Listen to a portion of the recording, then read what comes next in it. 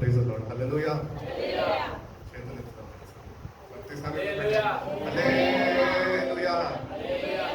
ప్రభు మిమ్మల్ని దీవించి ఆశీర్వదించి బలపరిచి నడిపించిన దాకా వచ్చినండి. ఇటు రీతిగా ఈ ఉపవాస పండగలకి ప్రారంభ దినము ఉపవాస ద్వారా మాట్లాడే ఆశీర్వదిస్తాయి. కాబట్టి క్రీస్తునామంలో భోజనాలు తెలియజేస్తున్నాము. అదే రీతిగా ప్రభు మిమ్మల్ని ఈ 40 దినాలు ఈ ప్రార్థనల ద్వారా ఆయన మిమ్మల్ని బలపరచాలని మీ గురించి నిత్యం ప్రార్థిస్తున్నాము.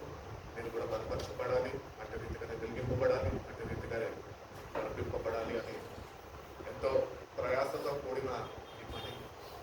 ఎందుకన్నా ప్రయాస నీకేముంది, ఇంట్లోనే ఉంటుంది అంటారేమో, కానీ మీ గురించి విశ్వసించి ప్రార్థిస్తున్నాం సంఘం గురించి. కాబట్టి దేవుడు మిమ్మల్ని దర్శించాలని, మీరు కూడా ఆధ్యాత్మికమైన జీవితంలో చక్కగా అభివృద్ధి దేవుళ్ళు స్థిరపరిచేవారుగా మీరు స్థిరపరచబడేవారుగా మీరు ఉండాలని ఎంతగానో మేము ఆశిస్తున్నాము. కాబట్టి దేవుని వాక్యం సెలవిస్తున్న రీతిగా దేవుడి వాక్యంలో ఆయన సెలవిస్తుంటాడు. ఏమంటే మొదట నా నీతిని రాజ్యాన్ని వెతకండి, తర్వాత మీకు సమస్తము. అంటే ఈ రోజు వరకు దేవుని దగ్గరకు వచ్చి ప్రార్థన చేస్తున్న మనము ప్రతి ఒక్క అవసరతను ఆయన ఇవ్వాలి అంటే మనము మొట్టమొదటిగా నీతిని రాజ్యాన్ని వెతికే వారిగా మనం ఉండాలి. కాబట్టి ఈ 40 days is the best time for us seek God's kingdom. దేవుని రాజ్యాన్ని వెతికే వారిగా, ఆయన నీతి వెతికి ఆ ప్రకారం నడుచుకునేవారుగా మనందరము ఉండాలి అని దేవుడు ఎంతగానో ఆశించి ఉన్నాడు. మరి ఆయన ఆశించి ఉన్నప్పుడు, మన ప్రియమైన దేవుడు ఆశించినప్పుడు మనము ఆశయాల్ని నెరవేర్చే వారమై ఉండాలి. హల్లెలూయా. కాబట్టి దేవుని సన్నిధికి వచ్చిన మనము ఈ 40 days ఏంటంటే ఏదో ఒక ఆచార ప్రకారం మనము నడిపింపబడ్డం కాదు, కానీ సంవత్సరంలో ఏదో వస్తున్నాము చెయ్యాలి కదా, సంఘానికి అడ్డకట్టబడ్డ కదా, వాళ్ళు పాటిస్తున్నారు కాబట్టి నేను పాటించాలని కాదు, కానీ వస్తున్న మనము దేవుని నీతిని దేవుని రాజ్యాన్ని వెతికేవారుగా ఉండాలి. నా వర్షన్ చెప్పాలంటే ఇంకా ఎక్కువగా వెతికేవారుగా మనం ఉండాలి. కాబట్టి ఆయన నీతి రాజ్యం వెతికితే సమస్తం ఆయన మనకిస్తాడు. అందుకని రోమిలకు రాసిన పత్రికలో భక్తులు తెలియజేస్తుంటాడు కదా, దేవుణ్ణి ప్రేమించే వారికి సమస్తము సమకూర్చబడి మేలుకై ఆయన చిత్తాన్ని జరిగించే వారికి, ఆయన చిత్తాన్ని జరిగించే వారిగా మనము ఉండాలి అని దేవుడు కోరుకుంటున్నాడు. కాబట్టి ఆయన చిత్తం ఏమై ఉన్నదో ఈ 40 రోజుల్లో దేవుడు తన పరిశుద్ధ వాక్యము ద్వారా మనల్ని బలపరిచి నడిపిస్తుండగా ఆయన చిత్తాన్ని గుర్తెరిగి ఆ ప్రకారం మనం నడుచుకుంటే కనుక తప్పక దేవుడు లెక్కలేని ఆశీర్వాదాలతో మనల్ని దీవించేవాడుగా ఉంటాడు. కాబట్టి ఇంతకుముందు ప్రార్థన స్టార్ట్ చేసినప్పుడు సండే స్కూల్ పాఠాలు నేర్పిస్తున్నాం, ఒకటి యాక్షన్స్ ఒకటి 4 చూపించుకున్నాం. అట్టి రీతిగానే ఒక చిన్న ఇంగ్లీష్ కోరస్ పాడుతున్నాం. మీకు రాకపోవచ్చు, బహుశా వచ్చిన వాళ్ళు ఉంటే కనుక కలిసి పాడండి, లేదు అంటే కనుక నేను ఇంకా తమ్ముడు వేలు కలిసి పాడతాను. ఈ పాట ఏంటంటే మొట్టమొదటిగా నీతిని రాజ్యాన్ని వెతుకు, తర్వాత అడుగు, తర్వాత తట్టు. ఒకటి ఆ పాట పాడుతాం. రోజు స్టార్ట్ చేద్దాం. Seek ye first the kingdom of God and His righteousness, and all these things shall be added unto you. Hallelujah, hallelujah, hallelujah.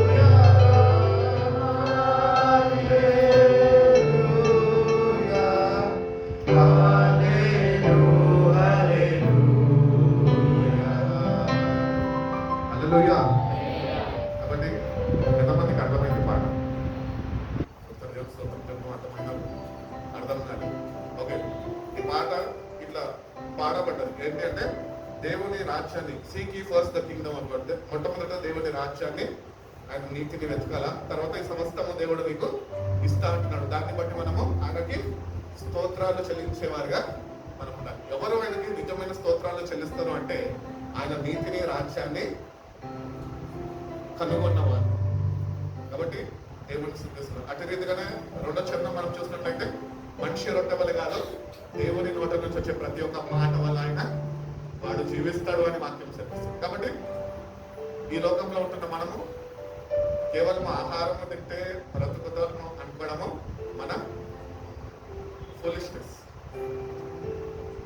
మన అజ్ఞానము. కాబట్టి దేవుని నోట నుంచి వచ్చే ప్రతి ఒక్క మాట వల్ల మనము జీవించే వారమై ఉన్నాము అని మనము తెలుసుకోవాలి. కాబట్టి దేవుని నోట నుంచి వచ్చిన మాట ప్రతి ఒక్కటి అది కార్యసిద్ధిని జరిగించుకొని మళ్ళా తిరిగి దేవుని యొద్దకు వెళ్తున్నట్టు. కాబట్టి దేవుని నోట నుంచి వచ్చే మాట కొరకు మనము ఆకలి దప్పులు కలిగి ఉండాలి. దేవా ఈ మాట నాకు వినిపించాయా, నన్ను బ్రతికించయ్యా అని అడిగితే దేవుడు మనని తప్పక నడిపిస్తాడు. అట్టి రీతిగానే మూడవదిగా మనం చూసుకున్నట్లయితే నాక్. నాక్ అంటే ఏంటి? తట్టడం.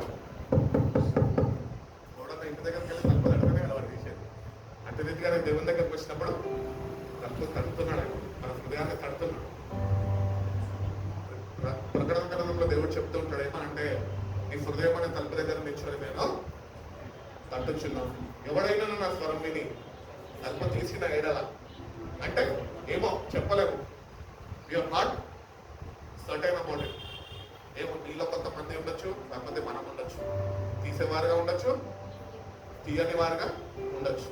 కాబట్టి తలుపు తీస్తే దేవుని సన్నిధి, దేవుని ప్రసన్నత, దేవుని అనుగ్రహిస్తున్న రక్షణని పొందుకుంటాం. ఒకవేళ తలుపు తీయకపోతే నష్టపోయేది మనం.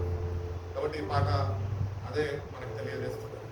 కాబట్టి దేవుని సన్నిధికి వస్తున్న మనము ఈ ప్రత్యేకమైన ఈ ఉపవాస పండుగల్లో ఉంటున్నాము. లెంట్ సీజన్ లో దేవుని నీతి రాజ్యాన్ని వెతికేవారుగా ఉన్నాము. అట్టి రీతిగానే ఆయన నోటి మాట కొరకు వేచి ఉండేవారుగా మనం ఉన్నాము. అట్టి రీతిగానే ఆయన తలుపు తడుతుండగా మన హృదయం అనే తలుపుని ఆయన కొరకు తెరిచేవారిగా మనము సిద్ధపరచుకునే వారిగా ఉండాలి అని దేవుడు ఎంతగానో కోరుకుంటున్నాడు. కాబట్టి దేవుడు అటువంటి కృప మనకు అందరికీ అనుగ్రహించి నూతన బలమ శక్తితోని 40 రోజులు నా ప్రభు మనందరినీ నడిపించి దీవించును గాక. మంచిదండి. 40 days అని బైబిల్లో ఉన్నది, అవును కదా? ఎంతమంది వ్యక్తులు బైబిల్ గ్రంథంలో 40 దినాలు ఉపవాసం చేశారు? కొంతమంది చెప్పండి పేరు. మోసే అయినాక అక్కడితోనే ఆగిపోతే వాగ్దాన దేశ భూమి కోరు ఆగిపోదు. మోసే 2 సందర్భాల్లో ఆయన 40 దినాలు దేవునితోనే గడిపినాడు. మంచి నీళ్ళు కూడా తీసుకోలేదంట. కేవలం అంటే దేవుని మాటలో అంత శక్తి ఉన్నది. Even Moses did not wanted water to, ఆయన దప్పిక తీసుకోవడానికి ఏమాత్రం కూడా నీళ్ళు కూడా అవసరం పడలేదు. ఎందుకంటే దేవుని మాటలో అంత శక్తి ఉన్నది. కాబట్టి 2 సార్లు మోసే ఆయన ఉపవాసం ప్రార్థనలో మొట్టమొదటిగా ఆయన దేవుని 10 ఆజ్ఞల కొరకు పర్వతం మీదకి వెళ్ళి 40 దినాలు గడిపి ఆ 10 ఆజ్ఞలని ఇశ్రాయేల్ ప్రజల కొరకు పొందుకునేదానికి 40 రోజులు ఉపవాసం ఉన్నాడు. మళ్ళీ రెండోసారి చూసినట్లయితే ఇశ్రాయేల్ ప్రజల నిమిత్తం వాళ్ళ తిరుగుబాటు స్వభావం బట్టి దేవునితో వాళ్ళని మళ్ళీ తిరిగి సమాధాన పరచడానికి మళ్ళీ ఒక 40 రోజులు ఉపవాసం ఉంటున్నారు. అదే రీతిగా మనం చూసుకున్నట్లయితే ఇంకొక వ్యక్తి చెప్పండి, రాజుల గ్రంథం నుంచి ఎలైజా అని ఇంగ్లీష్లో పిలవబడతారు. కాబట్టి ఆయన కూడా 40 దినాలు ప్రార్థన చేస్తున్నాడు.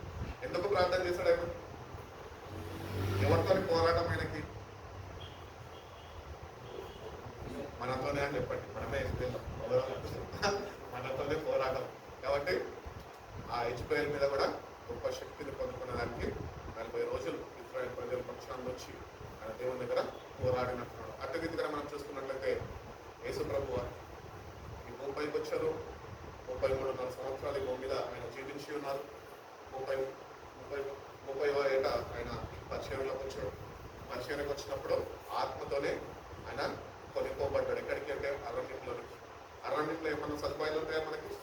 ఏముండవు. ఎక్కడికి వెళ్తున్నాం కూడా మనకు తెలియదు, దారింటి కూడా మనకు తెలియదు. కానీ యేసు ప్రభు వెళ్ళాడు, ఎందుకంటే నిన్ను నన్ను ప్రేమించాడు కనుక అక్కడికి ఆయన నడిపింపబడ్డాడు. అక్కడ దేవాతి దేవుడు ఆయనని వాక్యము ద్వారా ఆయనను పోషించి బలపరిచి ఆయన 40 దినాలు కాచుకుంటూ కాపాడుకుంటూ నడిపించాడు. కాబట్టి ఈ 40 days చాలా ప్రాముఖ్యమైన మన జీవితాల్లో కూడా. కాబట్టి ఎక్కువగా సమీపంగా వాక్యంతో ఉండండి, ఎక్కువ ప్రార్థనతో గడపండి. దేవుని సన్నిధిలో సమయం దొరికితే కనుక ప్రార్థన చేసేవాళ్ళు ఉంటాయి. ఎందుకంటే దేవుడు మన జీవితాల్లో కూడా అటువంటి గొప్ప కార్యాలు ఆయన జరిగించాలని ఆశపడతారు. కాబట్టి ఈ టైంని మీరు జాగ్రత్తగా గమనించుకొని ఈ టైంని పోనీయక. ఎందుకంటే ఎట్లా సంవత్సరం మొత్తము మనము ఈ 40 days చేయలేము.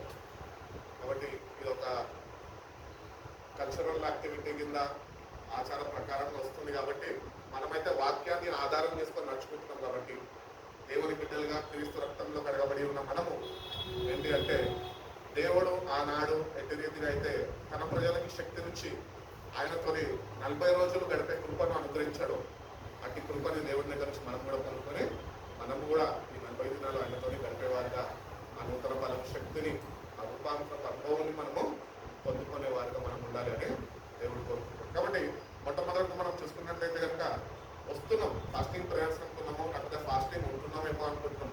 కానీ ఫాస్టింగ్ వస్తున్న మనము ఫస్ట్ స్టెప్ ఏం చేయాలి? మొట్టమొదటి మెట్టు ఏంటి అయ్యా?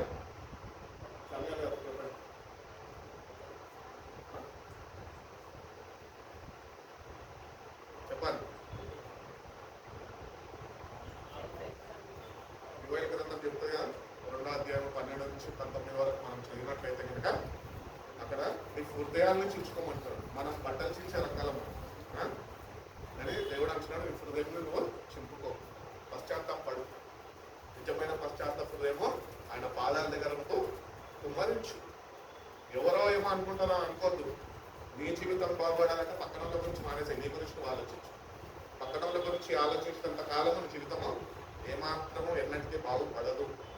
ఫస్ట్ నీకు నీ రక్షణ, నీ తలకాయకి నీ రక్షణ నువ్వు తీసుకో, పక్కన రక్షణ గురించి తర్వాత ఆలోచించు.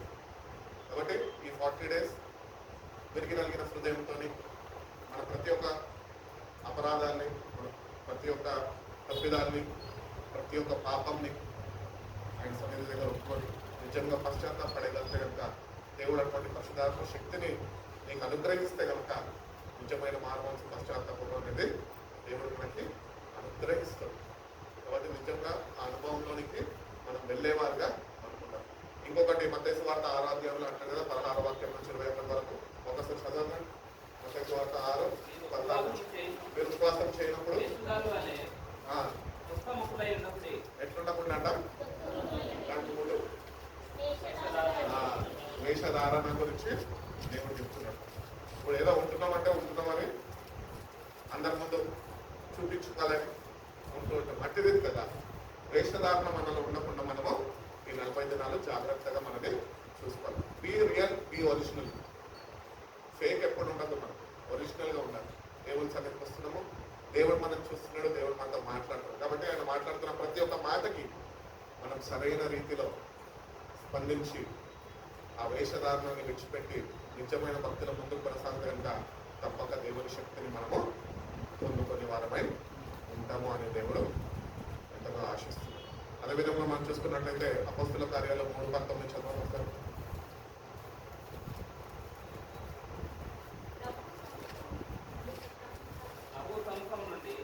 విశ్రాంతి కాలంలో వచ్చినట్లును మీ కొరకు నియమించిన క్రీస్తు యేసును ఆయన పంపునట్లును పాపములు తుడిచివేయబడి నిమిత్తమును మారు మనసు నుండి తిరుగుడి అన్నిటికీ కుదురుబాటు కాలంలో వచ్చునని దేవుడు ఆది నుండి తన పరిశుద్ధ ప్రవక్తల నోట పలికించాను. అంతవరకు యేసు పరలోక నివాసి ఉండుట ఆవశ్యకము. చాలండి. కాబట్టి అంతలో అందరూ మారు మనసు పొంది ప్రభు వైపు తిరిగేవారుగా మనం ఉండాలంట. అంటే ఈరోజు ప్రభు వైపు తిరగమని ఎందుకు చెప్తున్నాడు అంటే, మనం ఆయన వైపు తిరిగి లేము, కానీ మనం ఈ లోకం వైపు తిరిగి ఉన్నాము. ఈ లోకం వైపు తిరిగి ఉన్న మనతోని ఆయన చెప్తున్న శ్రేష్టమైన మాటలు ఏంటి అంటే, నువ్వు నా వైపు తిరుగు, లోకాన్ని విడిచిపెట్టు అని చెప్తున్నాడు. కాబట్టి నిజ నిజంగా ఆయన వైపు తిరిగితే కనుక ఆ నిజమైన మారుమనసు పశ్చాత్తాపం అనేది దేవుడు మనకి అనుగ్రహిస్తాడు. కాబట్టి నిజమైన పశ్చాత్తాపం నాకు అనుగ్రహించు ప్రభువా అని ఆయన పాదాల దగ్గర మనము బ్రతిమలాడుకోవాలి. మనంతటా మనము పశ్చాత్తాపడలేము. పశ్చాత్తాపము అనేది ఒక వ్యక్తి కలిగి ఉండాలంటే అది కేవలము పరిశుద్ధాత్మ దేవుడు నేను ప్రేరేపించి ఆయన బలముగా నీలో పనిచేసి ఆయన నీకు అనుగ్రహిస్తేనే నువ్వు పొందుకునేది పశ్చాత్తాపం. కాబట్టి నిజమైన పశ్చాత్తాప హృదయం నాకు దయచేయి అని దేవుడిని అడిగితే కనుక దేవుడు తప్పక మనకి సహాయం చేస్తాడు. కాబట్టి సహాయం చేయబోతుండగా ఆ సహాయాన్ని మనము ఆయన దగ్గర నుంచి పొందుకునే వారమై ఉండాలి అని దేవుడు ఎంతగానో కోరుకుంటున్నాం మన దగ్గర నుంచి. కాబట్టి లెటస్ రిపెంట్.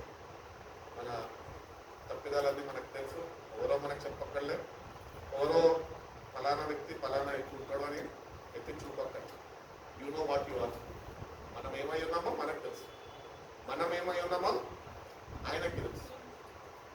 కాబట్టి let's be genuine to each other. దేవుని దగ్గర నువ్వు ఏమాత్రము దాపరికము లేకుండా నువ్వు కానీ ఆయనతో సావాసం చేయడానికి సాహసిస్తే కనుక దేవుడు తప్పక ఆయన నిన్ను దర్శిస్తాడు, నిన్ను ఆదుకుంటాడు, నిజమైన మారు మనసు పశ్చాత్తాపం హృదయం అనుగ్రహిస్తాడు.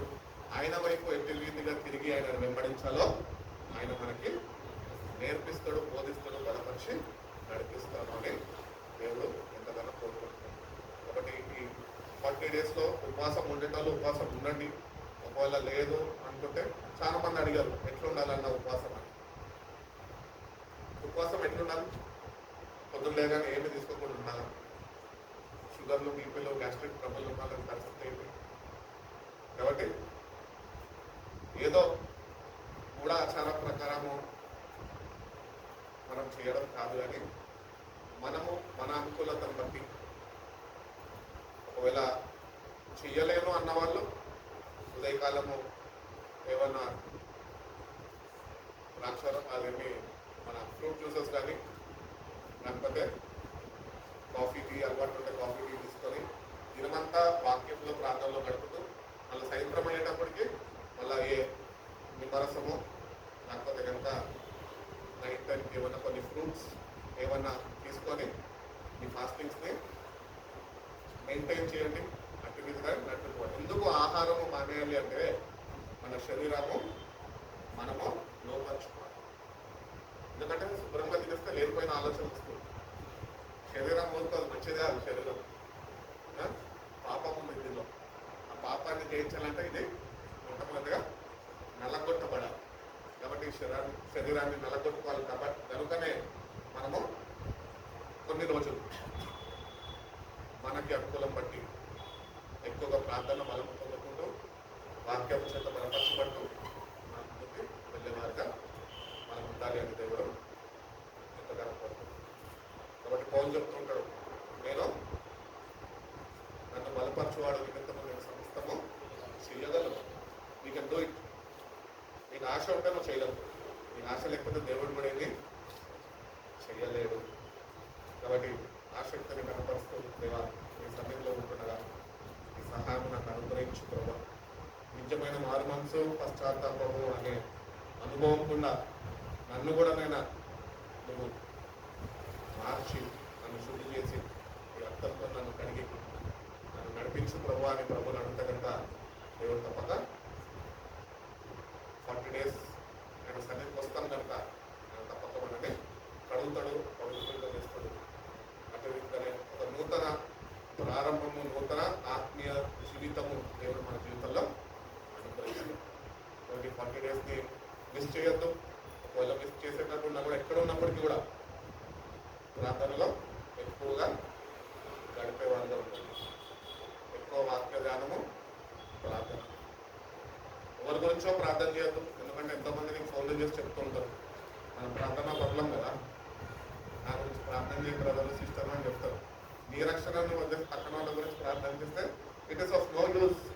కాబట్టి ఫస్ట్ నీ విషయంలో నువ్వు శ్రద్ధ వహించు, తర్వాత పక్కన వాళ్ళ విషయంలో నువ్వు జోక్యం తీసుకో. ఎందుకంటే ఎవడెప్పుడు పోతాడో మనకు తెలియదు.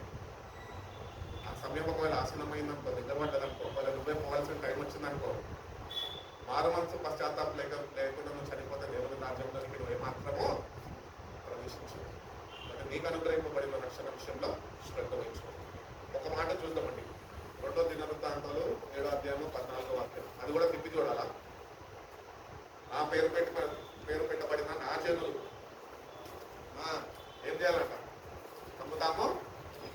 ఎక్కడ తగ్గింపు ఉందా? అశోక్ ఒక మాట చెప్తే కొన్నిసార్లు నువ్వేంటి నాకు చెప్పేదన్నా యాటిట్యూడ్ చూపిస్తావు. ప్రశాంత్ చెప్తే ప్రశాంత్ కూడా అంతే. కానీ దేవుడి వాక్యం చదివిస్తుంది, నా పేరు పెట్టిన రాజ్యంలో తగ్గించుకోవాలి. అది ఎటువంటి సందర్భమైనా తగ్గింపు అనేది మీలో దేవుడు కోరుకుంటున్నాడు. నమ్ముతాను తగ్గించుకున్న వారు దేవుడు హెచ్చిస్తున్నాడు వాళ్ళు. కాబట్టి ఆ వాక్యంలో మనం చూసుకున్నట్లయితే కనుక నా పేరు పెట్టిన నా జనులు నమ్ముతాను తగ్గించుకొని ప్రార్థన చేసి నన్ను వెతికి చెడు మార్గంలో విడిచిన ఎడల ఆకాశం నుండి నేను వాళ్ళ ప్రార్థనలో విని వాళ్ళ పాపంలో క్షమించి, అంటే మన దేశము అంటే మనం ఉంటున్న ఈ ప్లేస్ అంత మాత్రమే కాక మన జీవితం, మనం జీవిస్తున్నాం కాబట్టి ఈ దేశంలో దాన్ని బాగు చేస్తాడు. దేశం బాగుపడాలంటే గవర్నమెంట్ బాగు చేయదు. గవర్నమెంట్ ఏం చేస్తుంది? దేశాన్ని అప్పుల పాలు చేస్తుంది. ఏ ప్రభుత్వం వచ్చినా అంతే. ఒక్కడు చేసిపోతాడు, ఇంకోటి వచ్చా భారాన్ని మోస్తాడు, వాడొస్తాడు, వాడు ఇంకా బయటకెళ్ళి అప్పులు తీసుకొస్తాడు, మళ్ళీ ఇంకా అప్పులు చేస్తాడు. ఈరోజు నిన్న రాత్రి న్యూస్ చూస్తుంటే ఒక్కొక్కరి మీద దగ్గర ఒక్కొక్క తెలంగాణలో ఉంటున్న ప్రతి ఒక్కరు తలకాయకి ఒక్కొక్కరికి ఎంత మనము వరల్డ్ బ్యాంక్ అప్పు ఉన్నామంట తెలుసా? దగ్గర 7 లక్షల చిల్లర అప్పు ఉన్నామంట.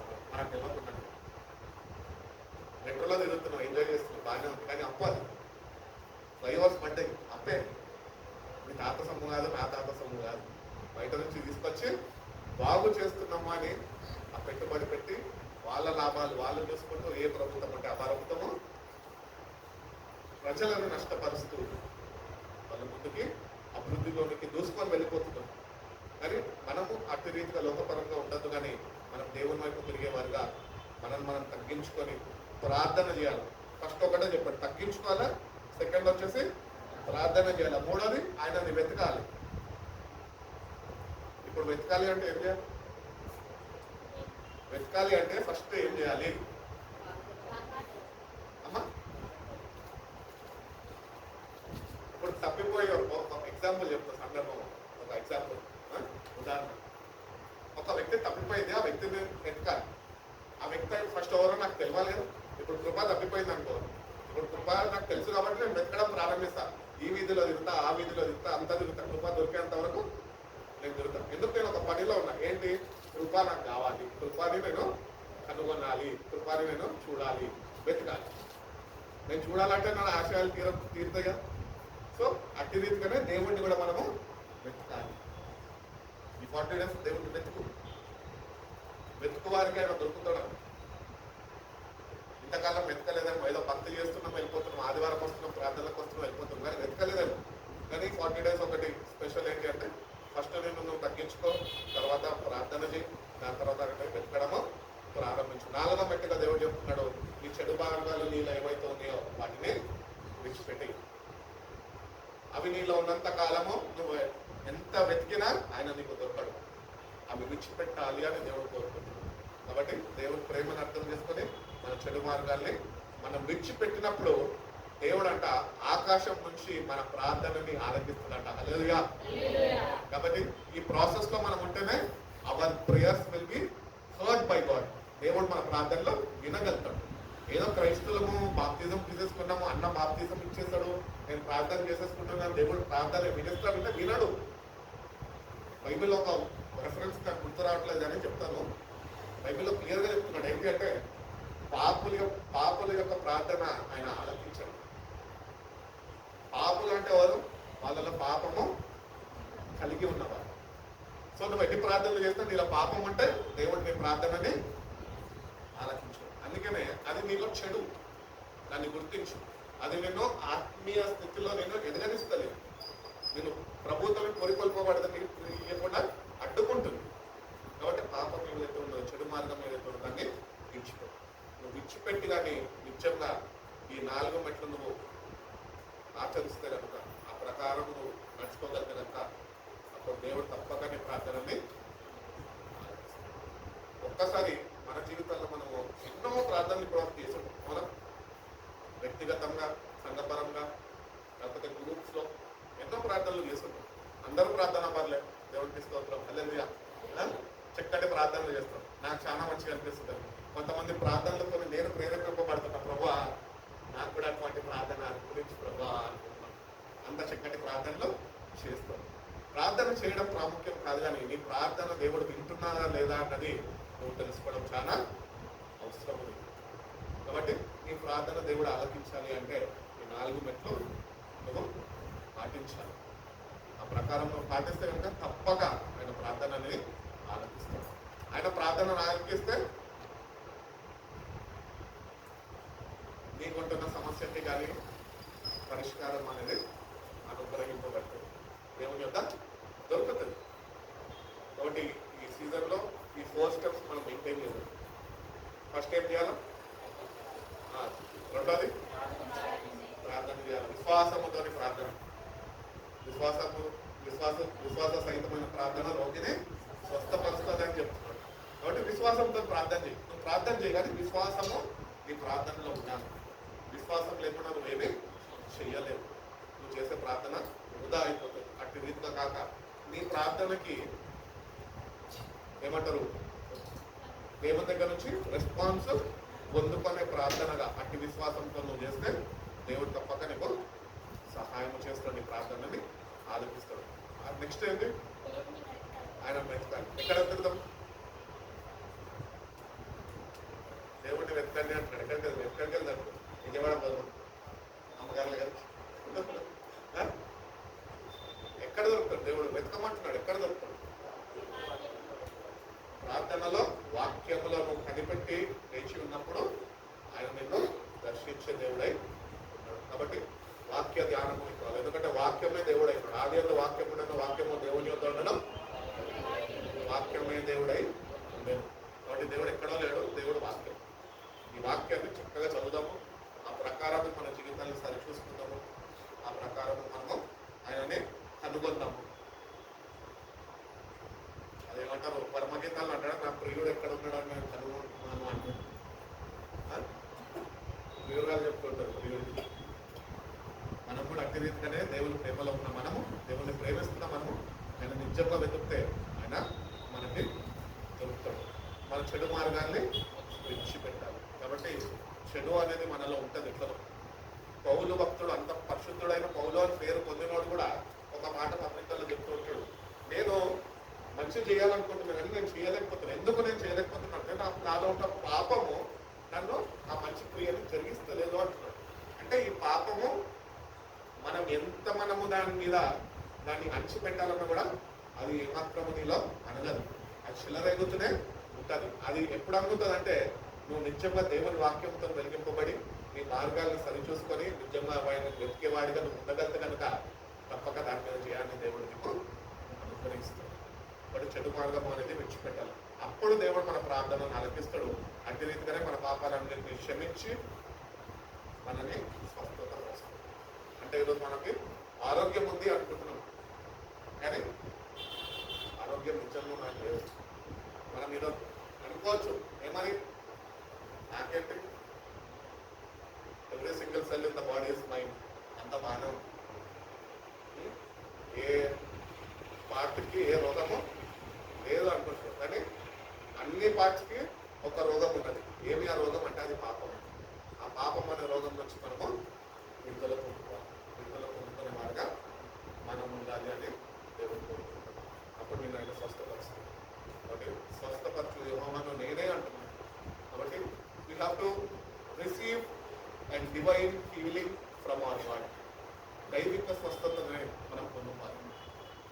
ఒక ఆయన ఉన్నాడంట, ఆయన ప్రార్థనలకు వెళ్తాడంట, ప్రార్థనలు చేస్తాడంట, ప్రార్థనలలో చక్కగా నడిపింపబడుతూ ఉంటాడంట. అంతా బాగానే ఉంది. అనుకుంటున్నాడు అంటే నేను భక్తుల ముందు మంచిగా ఉన్నా కదా అని. కానీ ఆయనలో పాపం ఉన్నాడు. అది ఎవరికి తెలుసు? దేవునికి తెలుసు. అందరికీ తెలియదు, సమాజంలో ఎవరికి తెలియదు ఆయనలో పాపం ఉన్నాడు. కానీ ఒకనాడు ఒక రోజు ఆయన ఎక్కడికో ప్రాంతానికి బయలుదేరి వెళ్తా ఉంటే ఎక్కడో ఒక దగ్గర కొద్దిసేపు విశ్రాంతి తీసుకున్నాను ఆగినప్పుడు చక్కటి ఏమంటారు ఒక నది, చెరువు లాంటిది ఉన్నది. ఆ చెరువు దగ్గర చక్కగా కూర్చొని, దేవా నువ్వు నాకు ఇచ్చిన రక్షణను బట్టి నీకు స్తోత్రమయ్యా, నువ్వు ఎంత గొప్పవాడయ్యా, సూర్యుని చేసావు, చంద్రుడిని చేసినావు, చెట్లను చేసినావు, ఫుడ్లను చేసినావు, అన్నీ చేసినావు, నన్ను కూడా చేసుకున్నావు, పాపినైనా నన్ను కూడా వెతికి రక్షించుకున్నావు అని అక్కడే కూర్చొని చక్కగా దేవునిలో ఆనందిస్తున్నాడు. అంతే, ఆనందిస్తుండగానే ఆ చెరువు గట్టు అవతల కంట ఒక వ్యక్తి కనిపించినాడు. ఒక వ్యక్తి కనిపించి ఆమె ఏం చేస్తుందంటే అవతల గట్టు మీద ఆమె స్నానం చేస్తున్నాడు. ఇప్పుడు ఈ మొదలు నేను చూడాలని ఆశ ఉంటున్నాను. అంటే కష్టపడి ఏదేమైనా కానీ నేను ఆమెనే చేరాలి, ఆమెనే నేను కలుసుకోవాలి, ఆమెను నేను చూడాలి అని ఈత పట్టుకుంటూ అక్కడికి వెళ్ళిపోయాడు. అక్కడికి వెళ్ళిపోయినప్పుడు గట్టు దగ్గరికి చేరి ఆ వ్యక్తి స్నానం చేస్తుండగా, ఆ స్త్రీ స్నానం చేస్తుండగా చూస్తాడు. దూరంకి వెళ్ళి చూస్తాడు. దానికొని ఆమె చూస్తే ఎక్కడ ఏమనుకుంటుందో అని చెప్పి దొంగచాటుగా అట్లా ఉంటున్నాడు. కానీ దగ్గర ఆమె దగ్గరికి చేరేటప్పటికి ఆ వ్యక్తిని చూస్తే ఆమె కుష్ఠ వ్యాధి కలిగిన స్త్రీ అని. సో అప్పుడు దేవుడు వెంటనే ఆ వ్యక్తితో మాట్లాడాడు. ఏమని మాట్లాడాలంటే, చూడు, నువ్వు భక్తి చేస్తున్నావు, మందిరానికి వస్తున్నావు, నన్ను సేవిస్తున్నావు, అన్నీ చేస్తున్నావు, కానీ నీలో చెడు మార్గం అనేది ఒకటి ఉన్నది. అదేంటి అంటే నీ హృదయం పుష్టి వ్యాధి ఉన్నది. ఆ వ్యాధినే నేను ఇక్కడికి నడిపించింది, అదే నేను నీకు తెలియజేస్తాను. కాబట్టి నీ హృదయానికి పట్టిన వ్యాధిని నువ్వు సరి చేసుకో, నిజమైన పశ్చాత్తాపం హృదయంతో నా యుద్ధకి రా అని చెప్పి ఆయనకు ఒక ఆటము నేర్పించాడు. కాబట్టి మనం కూడా అంతే, భక్తి చేస్తున్నాం, అంతా బాగానే ఉంది, కానీ పాపం కనిపించగానే పాపం చేయడానికి ప్రేరేపింపబడుతుంది. కాబట్టి పాపాన్ని జయించాలంటే మన శరీరాన్ని మనం నలగొట్టుకోవాలా, నిజమైన మారు మనసు పశ్చాత్తాపంతో మనకి ఏదైతే ఆ హృదయానికి పట్టిన సృష్టి వ్యాధి ఆ వ్యక్తికి కలిగి ఉన్నాడో అది ప్రతి ఒక్క మానవుడికి ఉంది.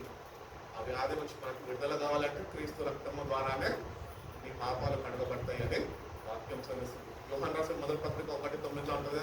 అది కూడా చెప్పాలా? సండే స్కూల్ పిల్లలు చెప్తారు, మన పాపంలో మనం ఒప్పుకున్నాయి కదా, ఆయన నమ్మదగిన వాడు కనుక, ఆయన నీతిమంతుడు కనుక మనం అన్ని పాపములను క్షమించి సమస్త దుర్నీతి నుండి మనల్ని పవిత్రపరుచుకుంది. ఆయన నమ్మదగిన వాడు. దేవుడు మన జీవితాల్లో మనల్ని బాగు చేయడానికి మాత్రమే ఆశిస్తున్నాడు, కానీ మనుషులైతే మనల్ని పాడు చేయడానికి ఎదురు చూస్తున్నారు. కానీ ఎవరి వైపు వెళ్తావు అన్నది నీ చాయిస్. మనుషుల వైపు వెళ్తావా చెడిపోతావు, దేవుని వైపు వస్తావా బాగు చేయాలి. కాబట్టి మన పాపాలన్నింటినీ ఆయన దగ్గర ఒప్పుకుందాం. ఎవడన్నా పాపాలు తప్పకుంటే వాడు వడ్డిల్లాడు అని బయట చెప్తాం. అవునా? పాపాలు ఒప్పుకొని విడిచిపెట్టినవాడు దేవుని యొక్క కనికరము పొందుకుంటాడు. కాబట్టి దేవుని యొక్క కనికరము ఆయన మన పట్ల చూపించాలని ఆశపడుతున్నాడు. కాబట్టి అన్ని ఇప్పుడు వరకు ఒప్పుకోలేదు ఎన్నో పాపాలు ఉంటాయి. కొన్ని ఒప్పుకునే పాపాలు ఉంటాయి, కొన్ని తప్పుకునే పాపాలు ఉంటాయి. కాబట్టి ఒప్పుకుందాం, ఒప్పుకొని ఆయన అనుగ్రహిస్తున్న పశుధాత్మ శక్తిని పొందుకొని దేవునికి కొలుపబడి ఆయన కొరకు జీవించిన కొద్ది కాలము ఆయన కొరకు ఫలించేవారుగా ఆయన చేతిలో వాడబడే విలువైన పాత్రలు వలె మన జీవితాలు ఉండాలని దేవుడు ఎంతగానో కోరుకుంటున్నాం. కాబట్టి ప్రార్థనలో గడపండి. ఈ 2 సీజన్స్లో ఇండివిజువల్ ప్రేయర్ లైఫ్ బిల్డప్ చేసుకోండి. ఏమన్నాడు ప్రభా, నా ప్రార్థన జీవితాన్ని నువ్వు కట్టయ్యా, కొద్దిగా సమయం మనం బహుశా ఒక మాట చెప్పాలంటే అయిపోయింది, వాక్యం అయిపోయింది, టైం కూడా అయిపోయింది. కాబట్టి 8:45 మనకి టైం, రేపటి నుంచి 8:45కి అయిపోతుంది. కాబట్టి మన ప్రార్థన జీవితము చక్కబడాలి. ఈరోజు మన జీవితాల్లో అందరం క్రైస్తవులమే, దేవుని ఎరిగిన వారమే, రక్షణ పొందుకున్న వారమే. కానీ ఒక్కసారి నిజంగా మనము ఎగ్జామిన్ చేసుకుంటే ఎంతసేపు ప్రార్థన చేసుకుంటున్నాం, ఎంతసేపు ప్రార్థనలో గడుపుతున్నాము, ఫస్ట్ ఎంతసేపు ప్రార్థన చేస్తున్నాం, సెకండ్, ఎంతసేపు ప్రార్థనలో గడుపుతున్నాం. ప్రార్థన చేయాలా, ప్రార్థనలో గడపాలా. తర్వాత మూడో మెట్టు ఏంటంటే అనుభవము. నువ్వు ఆయన యొక్క నుంచి జవాబు పొందుకునేంత వరకు ప్రార్థనలో నుంచి విడిచిపెట్టద్దు. అక్కడ ఉన్నప్పుడే నీకు జవాబు అనుకోలేదు. అందుకనే మన పితరులందరూ కూడా పట్టుదలతో దేవుని సన్నిధిలో ఆయనని గట్టిగా పట్టుకొని ఆయన సన్నిధి, ఆయన ఏమంటారు, దర్శనం కొరకు రాకపోతే ఆయన ముఖము చూడడానికి వాళ్ళు ఆసక్తిని కనపరచు. బట్టి మన జీవితంలో మనం చూసుకుంటే ఒక 10 minutes చేస్తున్నాము, 15 minutes చేస్తున్నాము. మా ఫ్యామిలీ పీరియడ్లో కూర్చుంటే మమ్మీ ఒక 25 minutes 30 minutes మా మమ్మీ చేస్తుంది. మా వైఫ్ చేయాలంటే ఆమె మామూలు ప్రార్థన చేయదు, నేను మాట్లాడుతూ ఉంటాను. అమ్మ ప్రసన్నకు ప్రార్థన చేస్తాను. ఏ దగ్గర మాట్లాడితే దగ్గర వరకు ఉమ్మడి మొదలు పెట్టదు అన్నమాట. నాకేమో ఇద్దరు వస్తూ ఉంటుంది, ఈమెమో ప్రార్థన ఆపదు. అప్పటికి నేను 2 సార్లు చెప్తాను నా భార్య కాబట్టి, ఏమనంటే నువ్వు తర్వాత కావాలంటే చేసుకోవాలని చిన్న ప్రార్థన చెయ్యాను. నేను ఏ రోజైతే చిన్న ప్రార్థన చెయ్యంటానో ఆ రోజే పెద్ద ప్రార్థన చేస్తాను. కాబట్టి ప్రార్థన చేయడం ప్రాముఖ్యం కాదు, ఏదో చేయమన్నా చేయడం కాదు.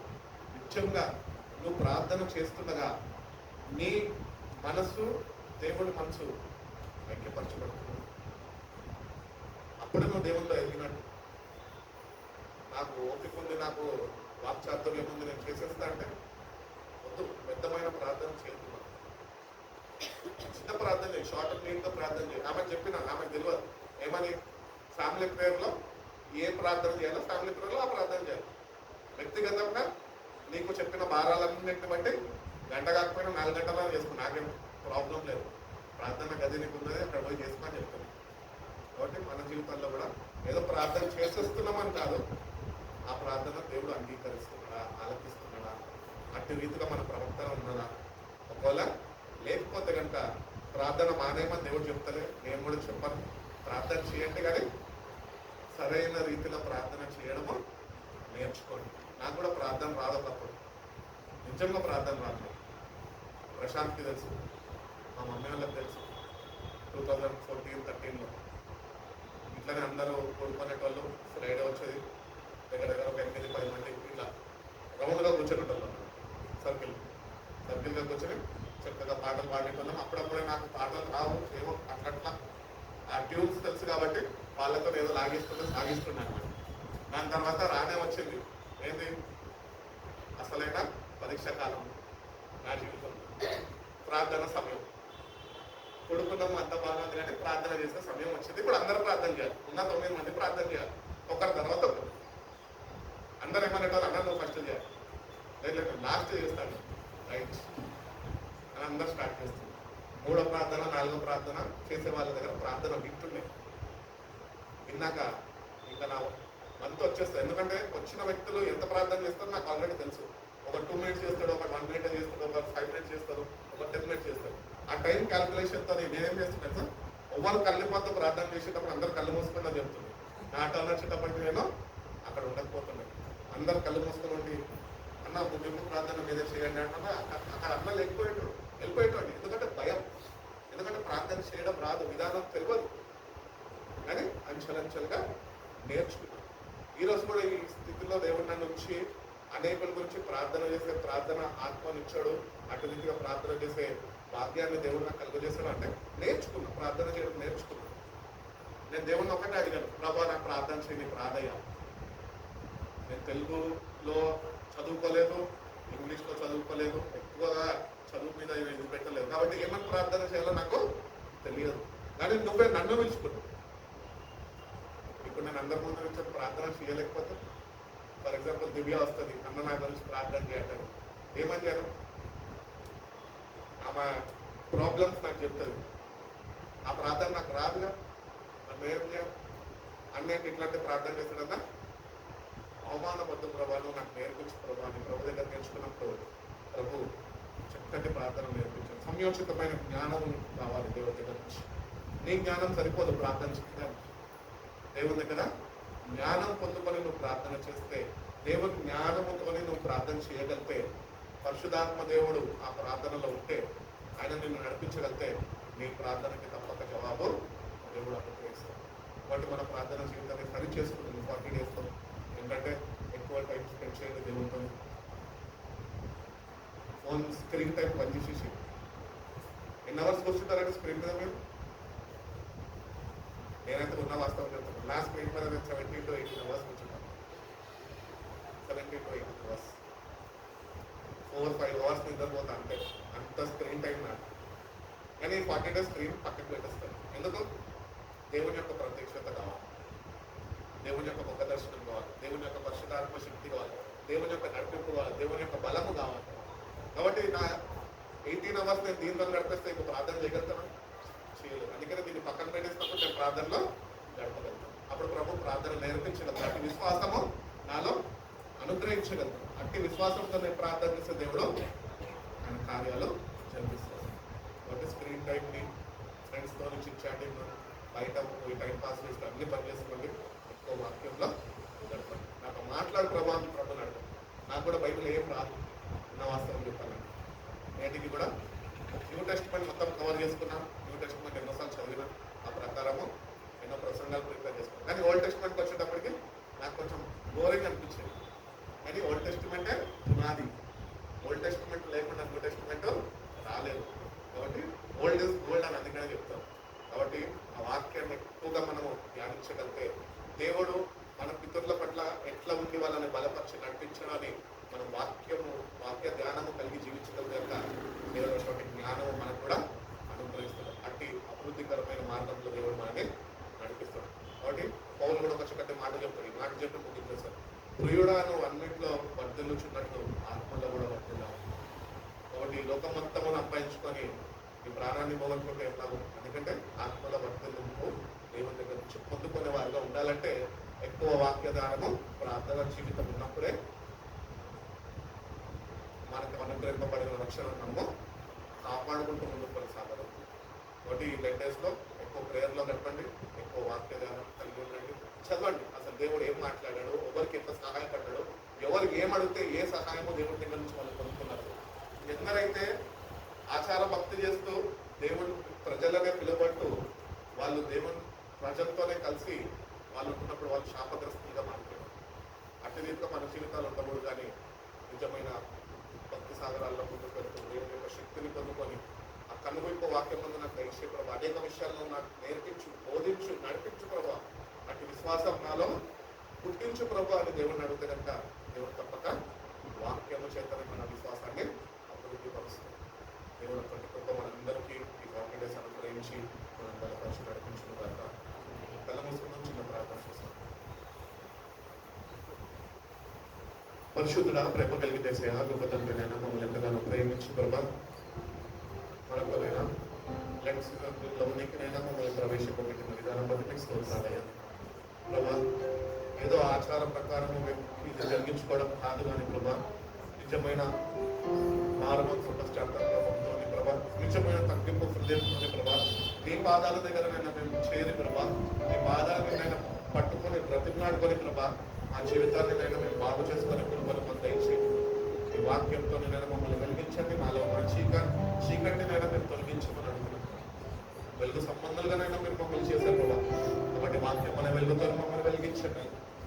నూతన బలము శక్తితోనైనా ఈ 40 days ఎంత బిడ్డలైతేనైనా ఆ శక్తితోనే మీ సన్నిధిలో మీ సహాయం కొరకు, మీ బలం కొరకు, మీ పరిశుద్ధాత్మ శక్తి కొరకునైనా బిడ్డలు ప్రభా వేచి చూస్తున్నారు. బిడ్డలను దర్శించండి. ఈ వాక్యం మన వెలుగుతో వెలిగించండి.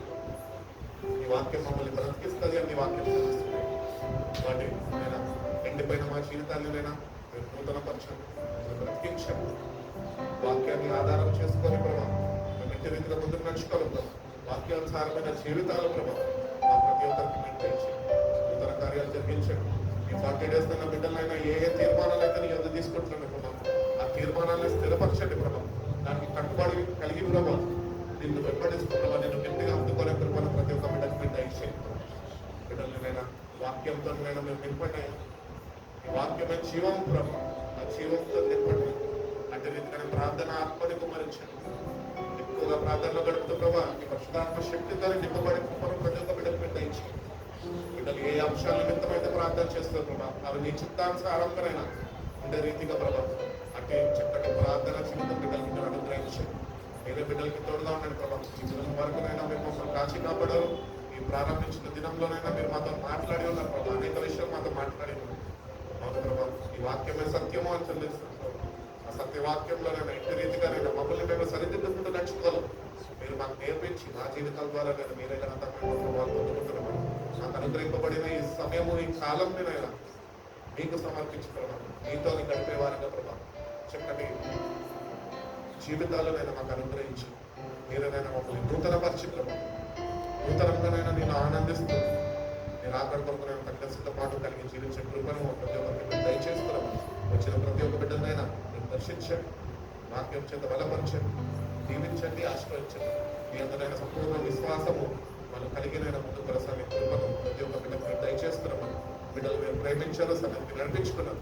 బిడ్డలు వచ్చి ఉన్నారు, జీవపు మాటల చేతనైనా వాళ్ళని మీరు తృప్తిపరిచారు అని విశ్వసిస్తున్నాము.